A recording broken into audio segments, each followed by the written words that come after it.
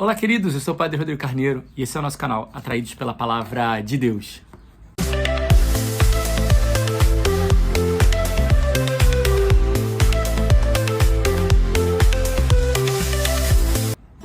Bem, então sejam muito bem-vindos, você que está chegando a primeira vez aqui no nosso canal, você que já é um atraído pela Palavra de Deus, você que tem feito esse caminho espiritual com a gente, você que tem feito essa experiência com o Senhor.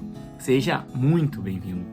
Então, hoje, dia 13, de agosto, dia de uma santa que eu aprendi a conhecer e a amar, que é muito cara pro meu coração, que é Santa Dulce dos Pobres, uma santa brasileira, então, uma santa genuína do nosso Brasil, e com o sangue brasileiro, com esse sangue brasileiro que é acolhedor, com esse sangue brasileiro que quer estender a mão e ajudar os outros, Então, o que eu queria destacar de Santa Dulce dos Pobres, em primeiro lugar, que o nome dela era Rita de Cássia.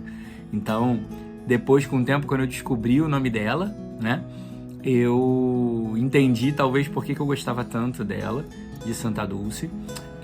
Santa Dulce, uma mulher de 1,40m e algo, assim, ela não tinha nem 1,50m de altura. Se eu não me engano, ela tinha 1,47m, 1,48m. Mas um coração que não cabia no seu peito, de viver de verdade, porque hoje a gente vê algumas pessoas interesseiras na igreja que falam sobre o cuidado e amar os pobres.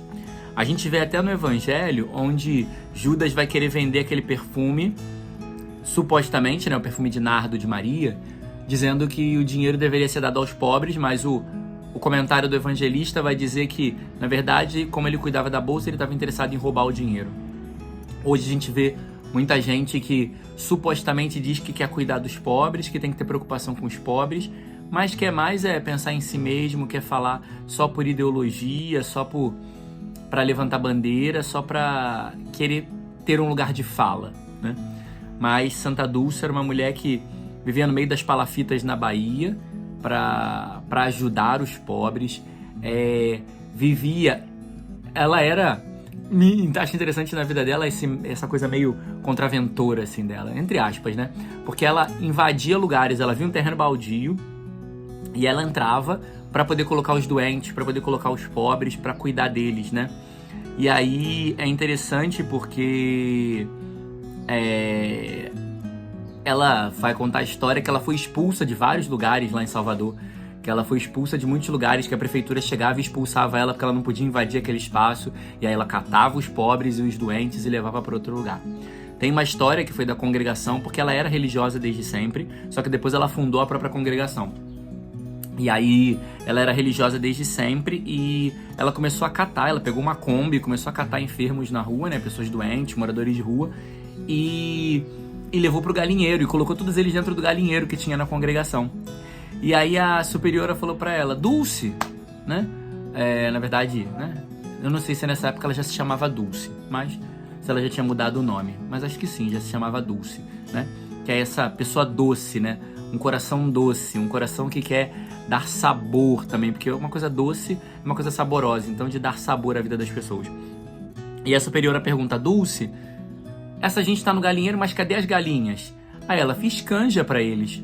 Então, esse jeito assim, tão simples dela, que bota os enfermos no galinheiro e mata as galinhas e faz uma canja pra eles, porque tava muito frio e eles estavam doentes, E aí nós vamos ver que hoje, uma mulher pequena, num pequeno galinheiro. Hoje, se você tiver a oportunidade de ir a Salvador, eu fui já 2 vezes e fui visitar o centro de Santa Dulce.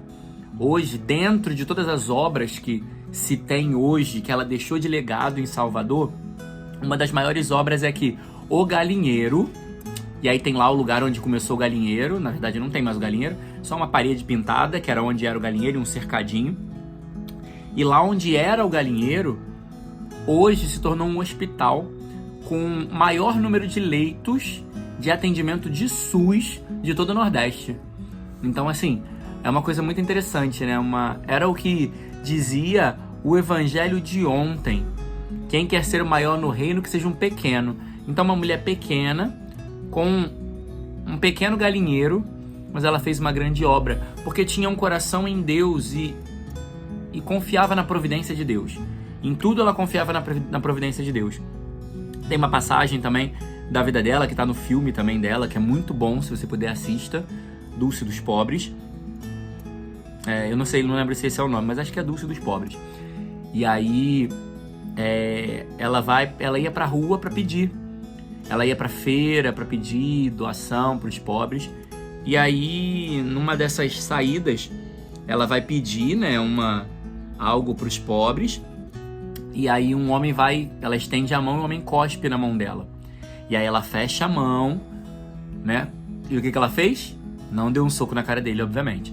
Mas ela fecha a mão, coloca pra trás e fala: isso você deu pra mim, agora me dá alguma coisa pros meus pobres. Então era uma mulher que tinha um amor, porque tinha identificado que o Cristo no pobre. Eu acho que isso, que também essa semana tá recheada disso, né? Santa Clara também, que celebramos segunda, também é esse exemplo de ver o Cristo no pobre. E por isso querer acolher, querer viver a pobreza, querer viver a radicalidade do Evangelho, querer dar inteiramente a sua vida pelo Evangelho e pela causa de nosso Senhor. Isso, um pouco a ver com isso, com essa proteção para com o pobre, porque o pobre não tem ninguém por ele, né? Quem cuide dele. A gente pode ver também o Evangelho de hoje, que vai falar do esquema da correção fraterna. Que primeiro, se eu vejo que o meu irmão fez algo de errado, eu falo com ele. Se ele não muda, eu levo uma testemunha. Se ele assim não me ouve, eu apresento ele para a igreja, para a comunidade.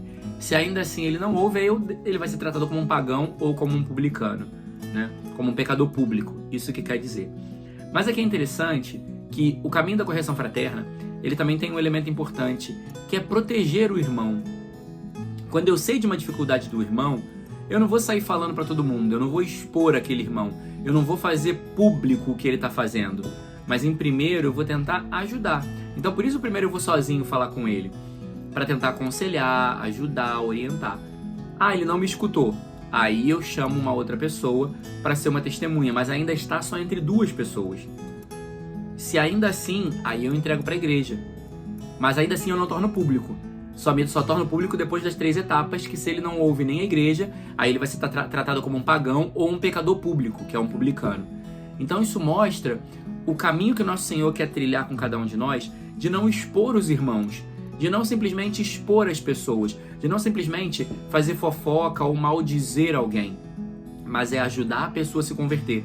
Porque como dizia no Evangelho de ontem, da ovelha, né? O Evangelho de ontem falava sobre isso, da ovelha que se perde, e o Senhor deixa nos 99 e vai em busca da que se perdeu. Então o Senhor sempre quer resgatar as suas ovelhas, sempre quer nos acolher e nos trazer de volta. Então tem toda essa preocupação com os irmãos. E ele vai dizer também que onde 2 ou mais estiverem reunidos em seu nome, ali ele estará, porque se 2 pessoas estiverem pedindo algo em nome de Deus, ele vai realizar. Porque isso marca a comunhão.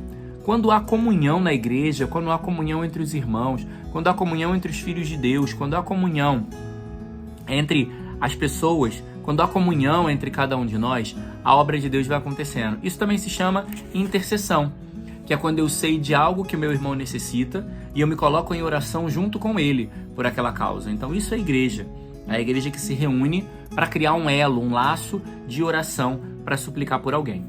A primeira leitura de hoje vai falar que a morte de Moisés, que Moisés ele vai ver a promessa, né, a terra prometida, mas ele não vai entrar porque ele vai morrer.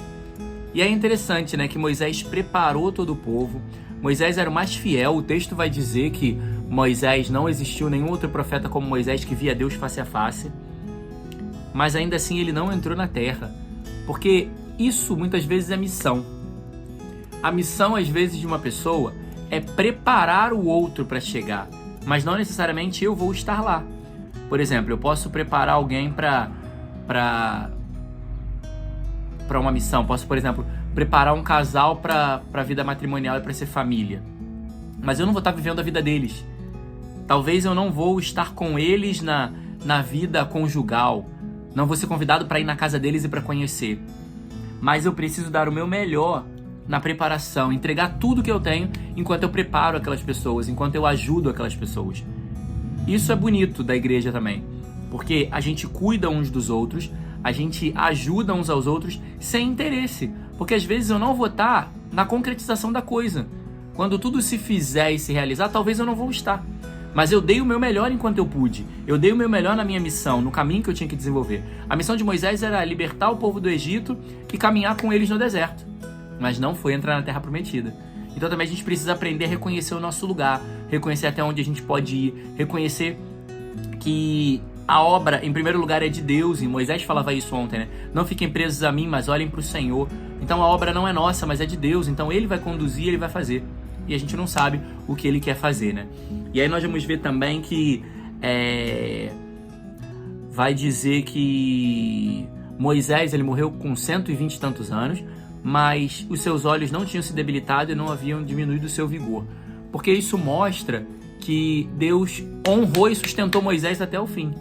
Deus estava ali não deixando com que ele sofresse o envelhecimento do corpo, que é natural.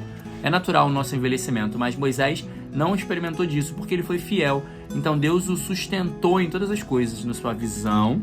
Então Moisés morreu como um homem de visão, visionário da parte de Deus e também com vigor.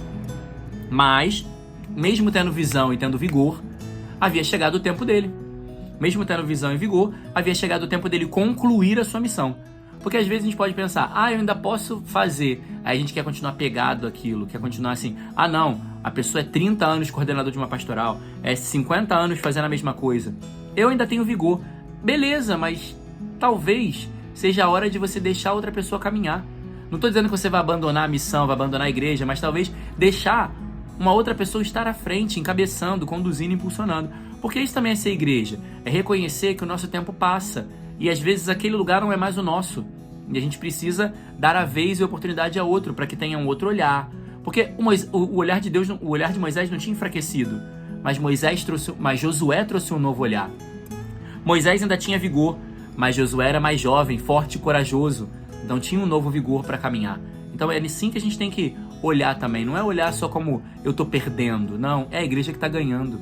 Porque é uma nova visão, é um novo olhar, é um novo impulso, é uma nova direção. Então estejamos sempre com o coração aberto para reconhecer o nosso lugar e até onde nós devemos ir, porque o Senhor sempre mostra. Louvado seja nosso Senhor Jesus Cristo, para sempre seja louvado.